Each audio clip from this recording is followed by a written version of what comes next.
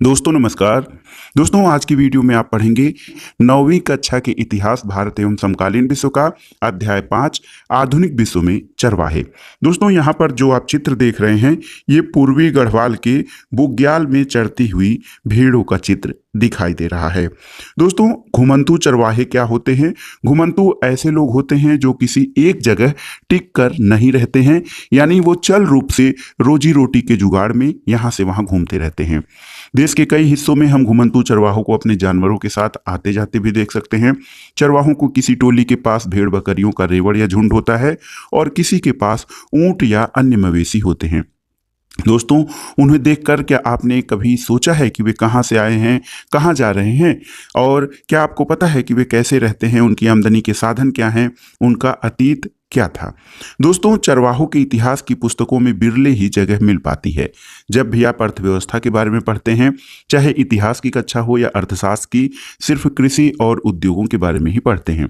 कभी कभार इन कक्षाओं में कारीगरों के बारे में भी पढ़ने को मिल जाता है, लेकिन चरवाहों के बारे में पढ़ने लिखने को ज़्यादा कुछ नहीं मिलता है, मानो उनकी जिंदगी का कोई मतलब ही ना हो। और अक्सर ये मान लिया गया है कि वे ऐसे लोग हैं जिनके लिए आज तक आधुनिक दुनिया में कोई जगह नहीं है और उनका दौर बीत चुका हो। दोस्तों इस अध्याय में आप ये पढ़ेंगे कि भारत और अफ्रीका जैसे समाजों में चरवाही का कितना महत्व है, और यहाँ आप ये भी जानेंगे कि उपनिवेशवाद ने उनकी जिंदगी पर कितना गहरा असर डाला है और इन समुदायों ने आधुनिक समाज के दबावों का किस तरह से सामना किया है। तो हम सबसे पहले भारत और उसके बाद अफ्रीका में चरवाहों की जिंदगी का अध्ययन करेंगे। तो सबसे पहले आइए जानते हैं घुमंतू चरवाहे और उनकी आवाजाही। दोस्तों सबसे पहले हम पहाड़ों में देखेंगे। जम्मू और कश्मीर के गुज्जर बकरवाल समुदाय के लोग भेड़ बकरियों के बड़े बड़े रेवड़ रखते हैं। तो ध्यान दीजिएगा, जम्मू कश्मीर राज्य जो है भारत में, वहाँ पे गुज्जर बकरवाल समुदाय के लोग ये भेड़ बकरियों के बड़े बड़े रेवड़ रखते हैं, और इस समुदाय में अधिकतर लोग अपने मवेशियों के लिए चरागाहों की तलाश में इधर उधर भटकते भटकते 19वीं सदी में यहाँ आए थे। जैसे जैसे समय बीतता गया वे यहीं के होकर रह गए, यहीं बस गए। उसके बाद वे सर्दी गर्मी के हिसाब से अलग अलग चरागाहों में जाने लगे। जाड़ों में जब ऊंची पहाड़ियां बर्फ से ढक जाती तो वे शिवालिक की निचली पहाड़ियों में आकर डेरा डाल लेते। जाड़ों के निचले इलाके में मिलने वाली सूखी झाड़ियां ही उनके जानवरों के लिए चारा बन जाती, और अप्रैल के अंत तक वे उत्तर दिशा में जाने लगते और गर्मियों के चारागाहों के लिए। दोस्तों इस सफर में कई परिवार काफिला बनाकर साथ साथ चलते थे। तो काफिला जो होता है एक झुंड होता है, तो कई परिवार इस चारागाह या चरवाहों के जो कई परिवार होते थे वो काफिला बनाकर साथ साथ चलते थे। वे पीर पंजाल के दर्रों को पार करते हुए कश्मीर की घाटी में पहुंच जाते, और जैसे ही गर्मियां शुरू होती जमी हुई बर्फ की मोटी चादर पिघलने लगती और चारों तरफ हरियाली छा जाती। इन दिनों में यहाँ उगने वाली तरह तरह की घास से मवेशियों का पेट भी भर जाता था और उन्हें सेहतमंद खुराक भी मिल जाती थी, और सितंबर के बाद वे वापस अपने जाड़ों वाले ठिकाने की तरफ नीचे की ओर चले जाते। जब पहाड़ों की चोटियों पर बर्फ जमने लगती तो वे निचली पहाड़ियों की शरण में चले जाते थे। दोस्तों 1850 के दशक में जी.सी. बर्न्स ने कंगड़ा के गुज्जरों का वर्णन इस प्रकार से किया है कि पहाड़ियों में रहने वाले गुज्जर शुद्ध चरवाहा कबीले हैं। वे न के बराबर खेती करते हैं, जंगलों के किनारे रहते हैं, दूध घी और मवेशियों से मिलने वाली दूसरी चीज़ें बेचकर अपना पेट पालते हैं। तो ये सारी चीज़ें दोस्तों मवेशियों के बारे में या मवेशी चरवाहों के बारे में किस तरह से है, देखिए उनके बारे में और देखते हैं। दोस्तों जो पास के पहाड़ों में चरवाहों का एक और समुदाय रहता था। हिमाचल प्रदेश के इस समुदाय को गद्दी कहते हैं। तो गद्दी जनजाति हिमाचल प्रदेश, ये लोग मौसमी उतार चढ़ाव का सामना करने के लिए सर्दी गर्मी के हिसाब से अपनी जगह बदलते रहते थे। वे भी शिवालिक की निचली पहाड़ियों में अपने मवेशियों को झाड़ियों में चराते थे और जाड़ा बिताते थे, और अप्रैल आते आते वे उत्तर की तरफ चल पड़ते थे और पूरी गर्मियां लाहौल और स्पीति में बिताते थे। जब बर्फ पिघलती थी और ऊंचे दर्रे खुल जाते थे तो उनमें से बहुत सारे ऊपरी पहाड़ों में स्थित घास के मैदानों में पहुंच जाते थे, और सितंबर तक वे दोबारा वापस चल पड़ते। वापसी में वे क्या करते थे, तो लाहौल स्पीति के गांवों में एक बार फिर कुछ समय के लिए रुकते थे, और इस बीच वे गर्मियों की फसलें काटते और सर्दियों की फसलों की बुआई करके आगे जो था वो बढ़ जाते थे। यहाँ से वे अपने रेवड़ लेकर शिवालिक की पहाड़ियों में जाड़ों वाले चारागाहों में चले जाते और अगले अप्रैल में भेड़ बकरियां लेकर वे दोबारा गर्मियों के चारागाहों की तरफ रवाना हो जाते थे। दोस्तों, गढ़वाल और कुमायूं के गुज्जर चरवाहे जो थे वो सर्दियों में भावर के सूखे जंगलों की तरफ और गर्मियों में ऊपरी घास के मैदानों यानी बुग्याल की तरफ चले जाते थे। तो भावर किसे कहते हैं? भावर जो है वो गढ़वाल और कुमायूं के इलाके में पहाड़ियों के निचले हिस्सों के आसपास पाए जाने वाले शुष्क या सूखे जंगलों का इलाका होता था और बुग्याल ऊंचे पहाड़ों में स्थित घास के मैदान होते थे। दोस्तों, इनमें से बहुत सारे हरे भरे चरागाहों की तलाश में 19वीं सदी में जम्बू से उत्तर प्रदेश की पहाड़ियों में आए थे और अब ये यहीं आकर रह गए थे। सर्दी गर्मी के हिसाब से हर साल बदलते रहने का ये चलन हिमालय के पर्वतों में रहने वाले बहुत सारे चरवाहा समुदायों में दिखाई देता था और यहाँ के भोटिया, शेरपा और किन्नौरी समुदाय के लोग इसी तरह की चरवाहा संस्कृति का निर्वाह करते थे। दोस्तों, जब एक चारागाह की हरियाली खत्म हो जाती थी तो इस्तेमाल के काबिल नहीं रह जाती थी तो वे किसी और चारागाह की खोज में निकल जाते थे। दोस्तों, यहाँ पर देखिए गद्दी भेड़ों के ऊन उतारे जा रहे हैं। तो यहाँ पर किस तरह से भेड़ों के ऊन उतारे जाते हैं उनका चित्र आप देख सकते हैं। पहाड़ों के अध्ययन के बाद आइए जानते हैं पठारों और रेगिस्तानों में जो ये चरवाहे थे इनका जीवन कैसा था। चरवाहे सिर्फ पहाड़ों में नहीं रहते थे, वे मैदानों, पठारों और रेगिस्तानों में भी बहुत बड़ी मात्रा में मौजूद थे। देखिए, धंगर एक जाना माना चरवाहा समुदाय है जो महाराष्ट्र में रहता है। 20वीं सदी की शुरुआत में इस समुदाय की आबादी लगभग 4,67,000 थी और इनमें से ज्यादातर गडेरिये और चरवाहे थे। हालांकि कुछ लोग कंबल और चादरें भी बनाते थे जबकि कुछ भैंस पालते थे। धंगर गडेरिये क्या करते थे? बरसात के दिनों में महाराष्ट्र के मध्य पठारों में रहते थे। यह एक अर्धशुष्क इलाका था जहां बारिश बहुत कम होती थी और मिट्टी भी खास उपजाऊ नहीं थी और चारों ओर यहां कटीली झाड़ियां होती थीं। बाजरे जैसी सूखी फसल के अलावा यहां कुछ नहीं उगता था। मानसून में यह पट्टी धंगरों के जानवरों के लिए एक विशाल चारागाह बन जाती थी। अक्टूबर के आसपास धंगर बाजरे की कटाई करते थे और चारागाहों की तलाश में पश्चिम की ओर चल पड़ते थे। करीब महीने भर पैदल चलने के बाद वे अपने रेवड़ों के साथ कोकड़ के इलाके में जाकर डेरा डाल देते थे। अच्छी बारिश और उपजाऊ मिट्टी की बदौलत इस इलाके में खेती बहुत खूब होती थी और कोकड़ी किसान भी इन चरवाहों का दिल खोलकर स्वागत करते थे। जिस समय धंगर कोकड़ पहुंचते थे उसी समय कोकड़ के किसानों को खरीफ की फसल कटकर अपने खेतों को रबी की फसल के लिए दोबारा उपजाऊ बनाना होता था। दोस्तों, धंगरों के जो मवेशी हैं वे खरीफ की कटाई के बाद खेतों में बची रह गई ठूंठों को खाते थे और उनके गोबर से खेतों को खाद मिलती थी। कोकड़ी किसान धंगरों को चावल भी देते थे जिन्हें वापस वे अपने पठारी इलाकों में ले जाते थे क्योंकि वहां इस तरह के अनाज बहुत कम होते थे। मानसून की बारिश शुरू होते ही धंगर कोकड़ और तटीय इलाकों को छोड़कर फिर सूखे पठारों की तरफ लौट जाते थे क्योंकि भीड़ें गीली मानसूनी हालत को बर्दाश्त नहीं कर पाती हैं। कर्नाटक और आंध्र प्रदेश में भी सूखे मध्य पठार घास और पत्थरों से अटे पड़े थे। इनमें मवेशियों, भेड़ बकरियों और गडेरियों का ही बसेरा रहता था। यहाँ पर कर्नाटक में क्या स्थिति थी? गोल्ला समुदाय एक है, ये गाय भैंस पालते थे जबकि कुरुमा और कुरुबा समुदाय भेड़ बकरियां पालते थे। हाथ के बने हुए ये लोग कंबल भी बेचते थे और जंगलों और छोटे छोटे खेतों के आसपास रहते थे। वे अपने जानवरों की देखभाल के साथ साथ कई दूसरे काम धंधे भी करते थे। पहाड़ी चरवाहों के विपरीत यहाँ के चरवाहों का एक स्थान से दूसरे स्थान जाना सर्दी गर्मी से तय नहीं होता था। ये लोग बरसात और सूखे मौसम के हिसाब से अपनी जगह बदलते थे। सूखे महीने में वे तटीय इलाकों की तरफ चले जाते थे जबकि बरसात शुरू होने पर वापस चल देते थे और मानसून के दिनों में तटीय इलाकों में जिस तरह गीले दलदली हालात पैदा हो जाते थे वे सिर्फ भैंसों को ही रास आ सकते थे और ऐसे समय में बाकी जानवरों को सूखे पठारी इलाकों में ले जाना जरूरी होता था। दोस्तों, चरवाहों में एक जाना पहचाना नाम बंजारों का भी है। बंजारे जो थे उत्तर प्रदेश, पंजाब, मध्य प्रदेश और महाराष्ट्र के कई इलाकों में रहते थे। ये लोग दूर दूर तक चले जाते थे और रास्ते में अनाज और चारों के बदले गांव वालों को खेत जोतने वाले जानवर और दूसरी चीजें बेचते जाते थे। वे जहां भी जाते जानवरों के लिए अच्छी चारागाहों की खोज में रहते थे।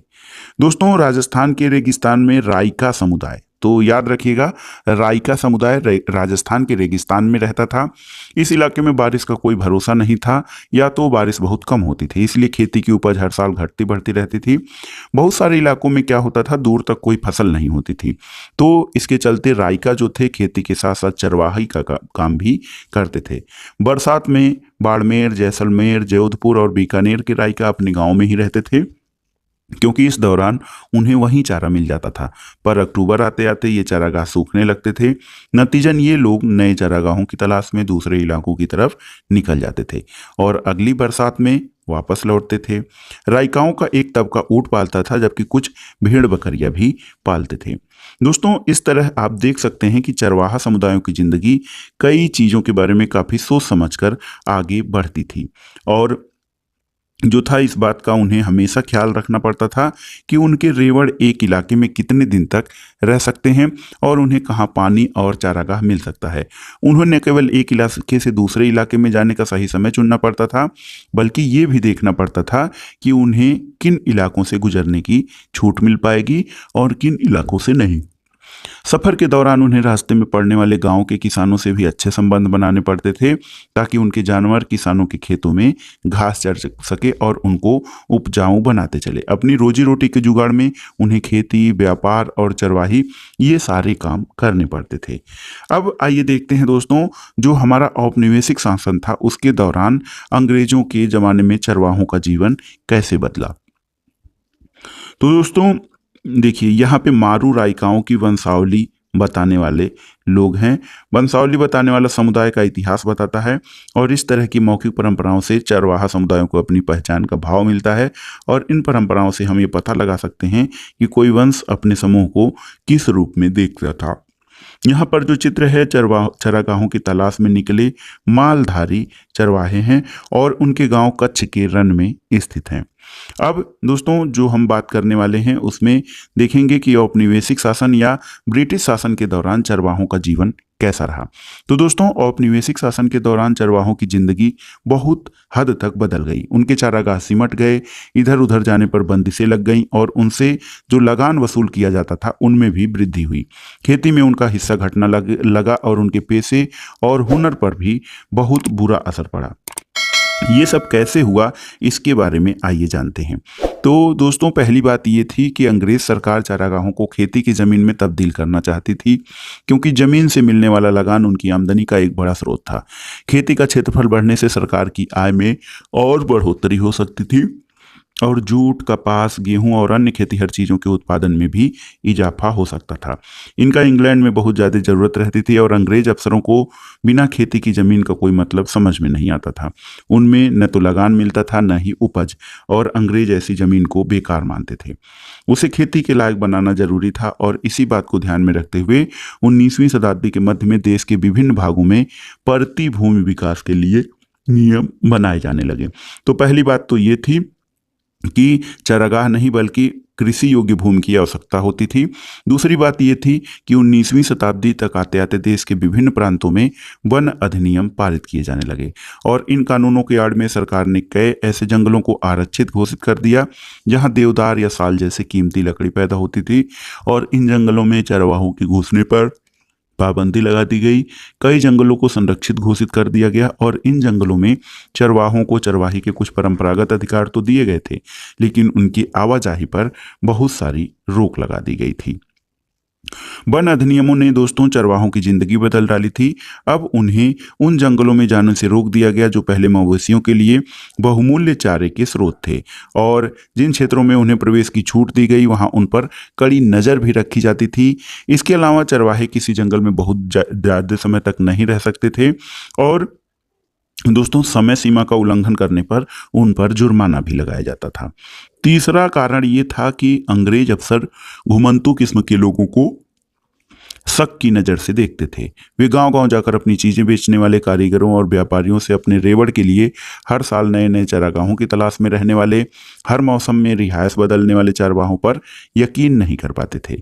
वे चाहते थे कि ग्रामीण जनता गाँव में रहे, उनकी रिहायश और खेतों पर उनके अधिकार तय हों। तो 1871 में दोस्तों औपनिवेशिक सरकार ने अपराधी जनजाति अधिनियम यानी क्रिमिनल टाइम्स एक्ट पारित किया, दोस्तों जो घुमंतु जनजातियां थीं उनको अपराधी माना जाता था। इस कानून के तहत दस्तकारी, व्यापारी, चरवाहों को, बहुत सारे समुदायों को अपराधी समुदाय की सूची में रख दिया गया था और गांव की पुलिस सदा उन पर नजर रखने लगी। चौथी बात यह थी कि अपनी आमदनी बढ़ाने के लिए अंग्रेजों ने लगान वसूलने का हर संभव रास्ता अपनाया। उन्होंने जमीन, नहरों के पानी, नमक, खरीद फरोख्त की चीज़ों और यहाँ तक कि मवेशियों पर भी टैक्स वसूलने का ऐलान कर दिया। और चरागाहों से चरने वाले एक एक जानवर पर टैक्स वसूल किया जाने लगा। देश में ज़्यादातर चरवाही इलाकों में 19वीं सदी से ही चरवाही टैक्स लागू कर दिया गया था और प्रति मवेशी टैक्स की दर निश्चित दर से बढ़ती चली गई और टैक्स वसूली की व्यवस्था दिनों दिन मजबूत होती गई। दोस्तों टैक्स वसूलने में सरकार जो था अपने करिंदों के माध्यम से चरवाहों से कर वसूलना शुरू कर दिया। हर चरवाहे को पास दाखिल कर दिया गया और किसी भी चरागाह में दाखिल होने के लिए चरवाहों को पास दिखाकर पहले टैक्स अदा करना पड़ता था और उनके पास कितने जानवर हैं उस हिसाब से उन्हें टैक्स अदा करना पड़ता था। तो दोस्तों जो लोग टैक्स जमा कर देते थे उनका नाम रजिस्टर में अंकित कर दिया जाता था। इन चरवाहों की जिंदगी जो थी कैसे बदली या कैसे प्रभावित हुई, तो दोस्तों इन चीज़ों की वजह से चरागाहों को गंभीर कमी हुई। जैसे जैसे ज़्यादा से ज़्यादा चरागाह सरकारी कब्जे में लिए गए, उनको खेतों में बदला गया, वैसे वैसे चरागाहों के लिए इलाका जो था या क्षेत्र अब सिकुड़ने लगा। और इसी तरह जंगलों के आरक्षण का नतीजा ये हुआ कि गड़ेरिये और पशुपालक अब अपने मवेशियों को जंगलों में पहले जैसी आज़ादी से नहीं चरा सकते थे। जब चरागाह खेतों में बदलने लगे तो बचे खुचे चरागाहों में चरने वाले जानवरों की तादाद बढ़ने लगी। इसका नतीजा ये हुआ कि चरागाह सदा जानवरों से भरे रहने लगे। अब तक तो घुमंतु चरवाहे अपने मवेशियों को कुछ दिन तक एक इलाके में चराते थे और उसके बाद किसी और इलाके में चले जाते थे। इसे अदला बदली की वजह से पिछले चरागाह भी फिर से हरे भरे हो जाते थे। लेकिन चरवाहों की आवाजाही पर जो बंदिशें लगीं उससे क्या हुआ दोस्तों, चरवाहों के बेहिसाब इस्तेमाल से चरागाहों का स्तर गिरने लगा, जानवरों के लिए चारा कम पड़ने लगा, फलस्वरूप जानवरों की सेहत और तादाद भी गिरने लगी। और दोस्तों चारे की कमी और जब तक पड़ने वाले अकाल की वजह से कमजोर और भूखे जानवर बड़ी संख्या में मरने लगे। यहाँ पर देखिए दोस्तों भारत में चरवाहा समुदाय दोस्तों यहाँ पर देखिए गुज्जर और बकरवाल जम्मू कश्मीर में, गद्दी हिमाचल प्रदेश में, भोटिया और गुज्जर उत्तराखंड में हैं ये आपके। उसके बाद राजस्थान में राइका और बंजारे हैं, बंजारे मध्य प्रदेश में भी हैं दोस्तों, और मरुस्थल क्षेत्र में मलधारी हैं गुजरात में। इसके अलावा धंगर जो है महाराष्ट्र में, कुरमा कुरबा गोला कर्नाटक में। और देखिए यहाँ पर दोस्तों ये किस प्रकार से भारत में चरवाहा समुदाय के बारे में दर्शाया गया है। चरवाहों ने इन सब बदलावों का सामना कैसे किया, तो दोस्तों चरवाहों की प्रतिक्रिया हुई। कुछ चरवाहों ने अपने जानवरों की संख्या कम कर दी। बहुत सारे जानवरों को चराने के लिए पहले की तरह बड़े बड़े और बहुत सारे मैदान नहीं बचे थे, तो इसलिए पुराने चरागाहों का इस्तेमाल करना मुश्किल हो गया। तो कुछ चरवाहों ने अपने लिए नया चरगाह ढूंढ लिया। जैसे ऊंट और भेड़ पालने वाले राइका 1947 के बाद न तो सिंध में दाखिल हो सकते थे न सिंधु नदी के किनारे अपने जानवरों को चरा सकते थे। भारत और पाकिस्तान के बीच सीमा रेखा खींच दी गई और नई सीमा रेखा ने उन्हें एक दूसरे की तरफ जाने से रोक दिया। जानवरों को चराने के लिए अब नई जगह खोजनी थी। वे हरियाणा के खेतों में जाने लगे जहां खटाई के बाद खाली पड़े खेतों में अपने मवेशियों को चरा सकते हैं। दोस्तों समय गुजरने के साथ साथ कुछ धनी चरवाहे जमीन खरीदकर एक जगह जाकर बसने लगे। उनमें से कुछ लोग खेती करने लगे जबकि कुछ व्यापार करने लगे। जो चरवाह ज्यादा पैसा नहीं रखते थे वे सूदखोरों से ब्याज पर कर्ज लेकर दिन काटने लगे और इस चक्कर में बहुतों के मवेशी भी हाथ से जाते रहे और अंत में वे मजदूर बन गए। इन सब के बावजूद दोस्तों चरवाहे न केवल आज जिंदा हैं बल्कि हाल के दशकों में कई जगह उनकी संख्या में वृद्धि भी हुई है।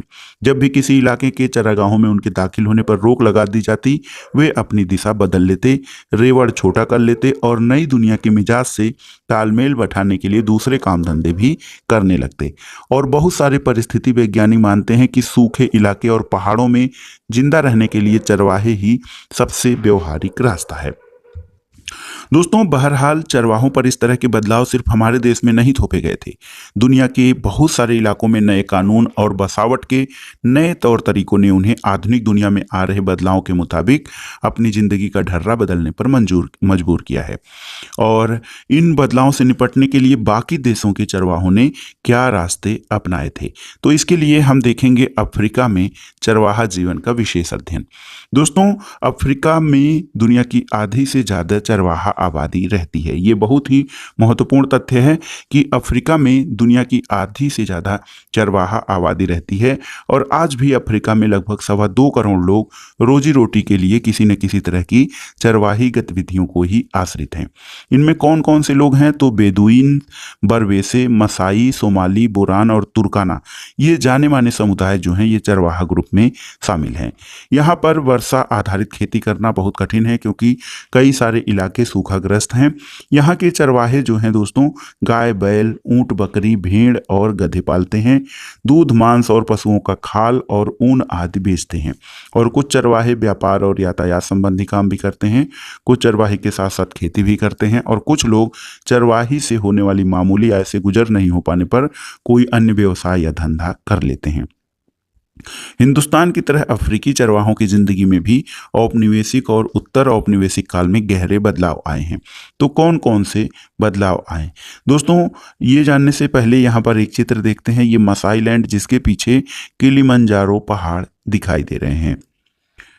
दोस्तों ये देखिए, ये अफ्रीका महाद्वीप का चित्र दिया गया है और विभिन्न क्षेत्रों में रहने वाले जो हैं जनजातियों के बारे में इसमें दर्शाया गया है। तो आप याद कर लीजिए या विभिन्न देशों को उनसे चिन्हित कर लीजिए कि ये जनजातियां कहाँ पर पाई जाती हैं।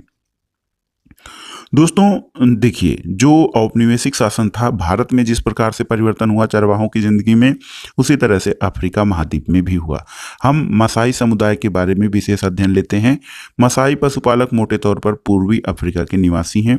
इनमें 3 लाख दक्षिणी कीनिया में और करीब 1.5 लाख तंजानिया में रहते हैं।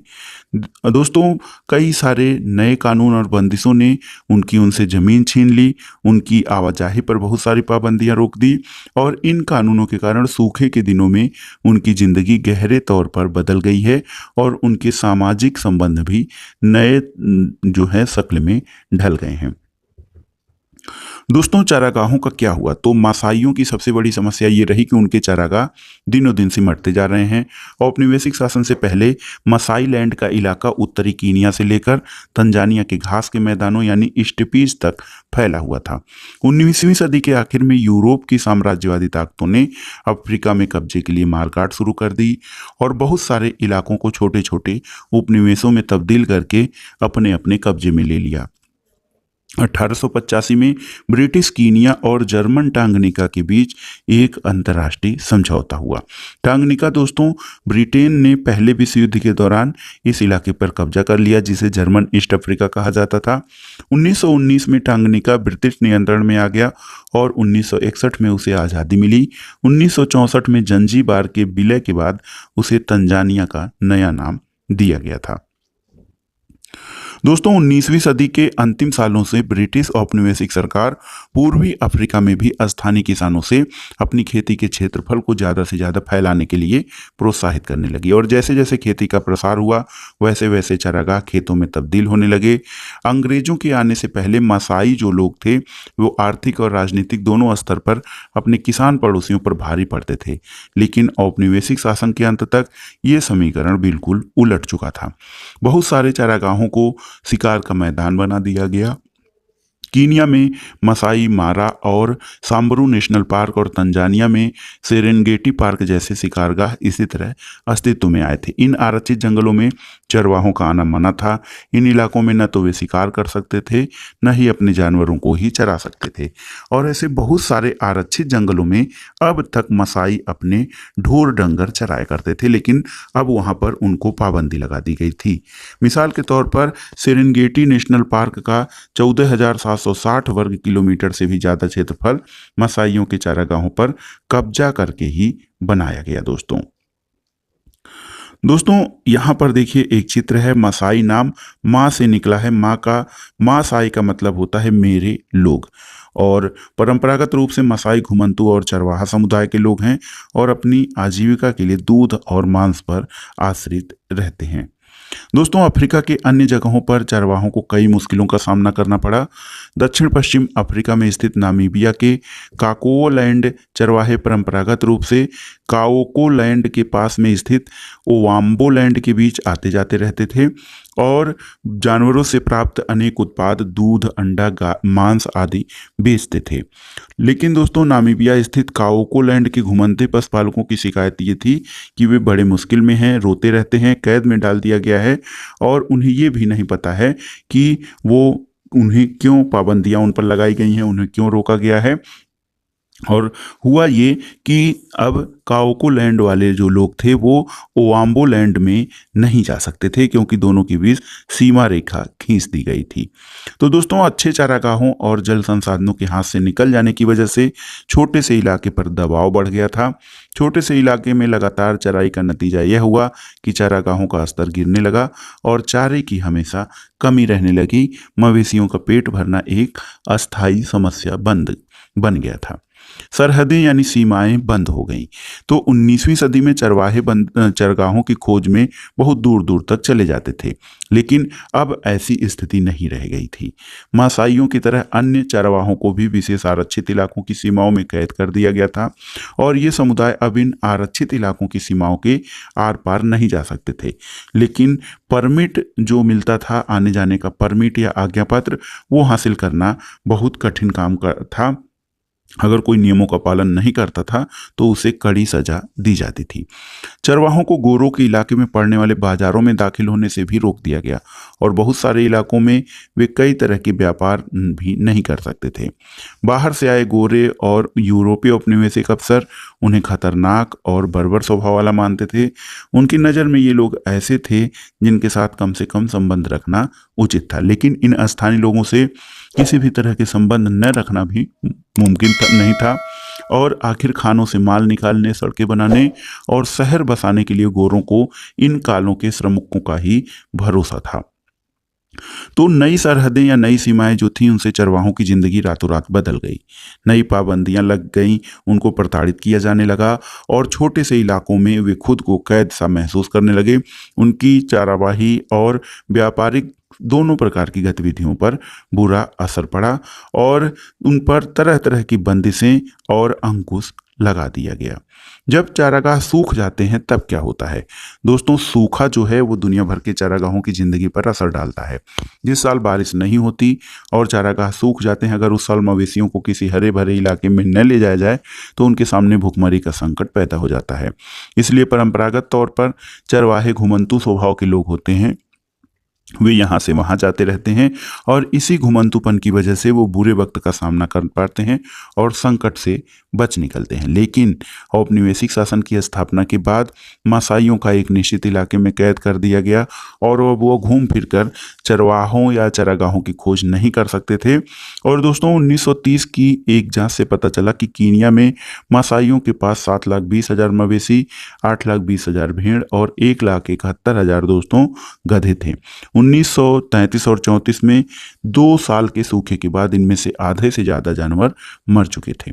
तो जैसे जैसे रहने की या चरने की जगहें सिकुड़ती गए, सूखे के दुष्परिणाम भयानक रूप लेते चले गए और बार बार आने वाले बुरे सालों की वजह से चरवाहों की संख्या में लगातार गिरावट आती गई। दोस्तों सब पर एक जैसा असर नहीं पड़ा था। औपनिवेशिक काल में अफ्रीका के बाकी स्थानों की तरह मासाई लैंड में भी बदलाव से चारागाहों पर या चरवाहों पर एक जैसा असर नहीं पड़ा। उपनिवेश बनने से पहले मासाई समाज 2 सामाजिक श्रेणियों में बटा था, वरिष्ठ जन और योद्धा। वरिष्ठ जन दोस्तों शासन चलाते थे और समुदाय से जुड़े मामलों पर विचार विमर्श करते थे। योद्धाओं में ज़्यादातर नौजवान होते थे जिन्हें मुख्य रूप से लड़ाई लड़ने और कबीले की हिफाजत के लिए तैयार किया जाता था। समुदायों की रक्षा करते थे और दूसरे कबीलों के मवेशी छीन कर लाते थे। जहां जानवर हो, संपत्ति हो, वहां पर हमला करके दूसरे के जानवर छीन लेना एक महत्वपूर्ण काम होता था। अलग अलग चरवाहा समुदायों की ताकत इन्हीं हमलों से तय होती थी कि कौन किस पर हमला करके कितने ज्यादा मवेशियों को छीन सकता है।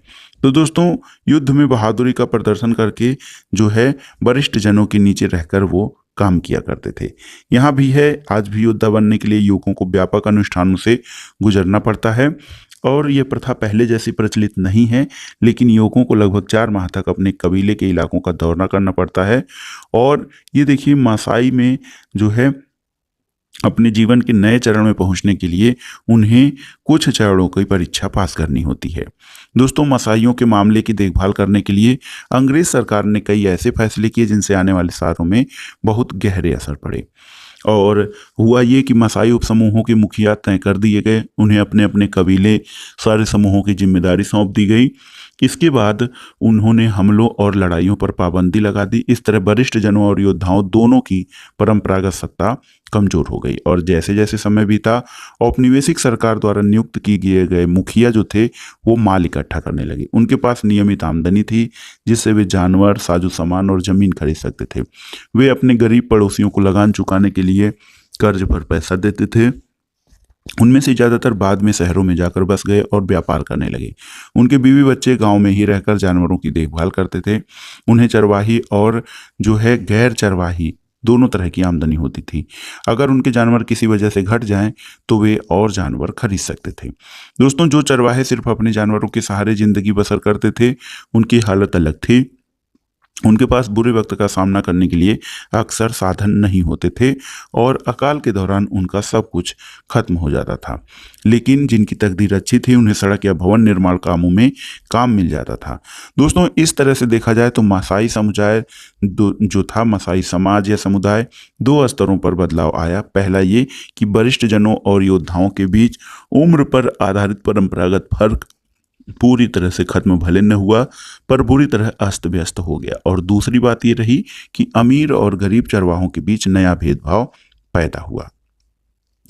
यहाँ पर निष्कर्ष रूप में हम देख सकते हैं दोस्तों कि आधुनिक दुनिया में आए बदलाव से दुनिया के अलग अलग चरवाहा समुदायों पर अलग अलग तरह के असर पड़े हैं।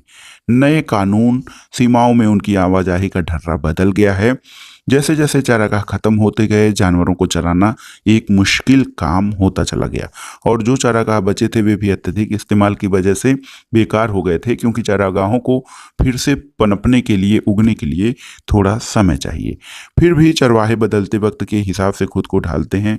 वे अपनी सालाना आवाजाही का रास्ता बदल लेते हैं, जानवरों की संख्या कम कर देते हैं नए इलाकों में दाखिल होने के लिए, और जो है हर संभव लेन देन करते हैं और राहत, रियायत और मदद के लिए क्या करते हैं, वे सरकार पर राजनीतिक दबाव डालते हैं। वे इन इलाकों में अपने अधिकारों को बचाए रखने के लिए अपना संघर्ष जारी रखते हैं, जहां से उन्हें खदेड़ने की कोशिश की जाती है और जंगलों के रखरखाव और प्रबंधन में वे अपना हिस्सा भी मांगते हैं। दोस्तों, चरवाहे जो हैं अतीत के अवशेष नहीं हैं। वे ऐसे लोग नहीं हैं जिनके लिए आज की आधुनिक दुनिया में कोई जगह नहीं है। पर्यावरणविद और अर्थशास्त्री इस बात को काफ़ी गंभीरता से मानने लगे हैं कि घुमंतू चरवाहों की जीवन शैली दुनिया के बहुत सारे पहाड़ी और सूखे इलाकों के जीवन यापन के लिए सबसे। यहाँ पर एक चित्र देखिए, जयपुर राजमार्ग पर राइका गडेरिए अपनी भेड़ें ले जाते हुए। तो दोस्तों, ये था आज का वीडियो। तो दोस्तों, अध्याय आपको कैसा लगा हमें कमेंट बॉक्स में जरूर बताइएगा। वीडियो देखने के लिए धन्यवाद दोस्तों, नमस्कार।